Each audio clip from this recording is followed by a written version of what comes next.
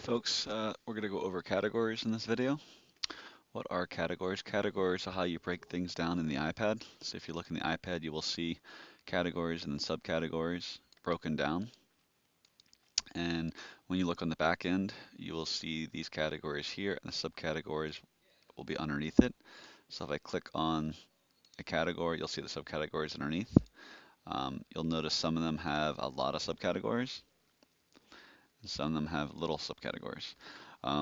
So what you really want to check is how big is your menu. If you have a very big menu, you're going to want to use top level category and then all your subcategories. If you have a very small menu, you're only going to want one top level category and the rest you're going to want all subcategories. And I'll show you what the differences are in a second on the iPad.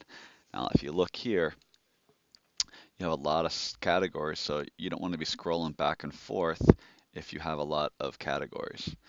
So you have to decide first, do you have a lot of categories or do you not? And then if you do, we're going to switch the menu style and the way it does report, and I'll show you that in a second. But anyway, let's just take a look at beer because that has a lot. Again, you're scrolling again.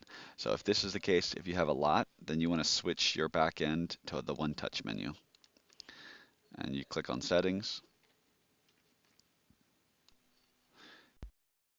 click dynamic headers and enable one touch. Once I do that, I can refresh on the iPad and you can see the difference in the menu styles.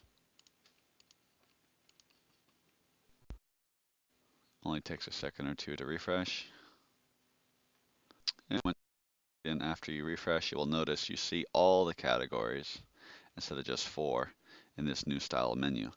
And then you see all the subcategories, and then you see the products if there are any. So the difference here is you don't have to scroll back and forth in between the actual categories. So your top level categories, your subcategories, and then you see the products. And you click on a product, it gets added to the order. So there's different styles of doing the actual categories, and you'll get different versions. Now, if you have less than 30 categories total, the actual way of doing it is just doing one top level category and all 30 subcategories, so it skips the first level of the top menu. So instead of seeing categories, categories, then products, you would just see category and then products. But it depends on how many categories you have in your menu. So if you only have a few categories, turn off the one touch. It's off by default, of course, and just do 4 top level categories and 4 underneath categories for the subcategories. And then you'll get the other style. Let's go back to the other style so you can see what it looks like again. In the meantime, I am going to limit what I see here in my categories. Okay, back to the old style. So you see your categories, subcategories, then your products. So in the smaller menu, this is quicker just because you see the products. You don't have to click to get to them, which is nice. So if you have a smaller menu, you want to stick to the beginning type of menu style. So this pretty much explains categories.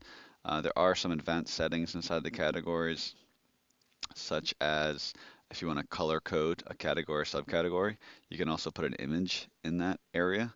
Or if you're a movie theater, there are options for that, but we won't get into that in this video. You can also do a description on a category or subcategory. Any questions, let us know. Thanks a lot.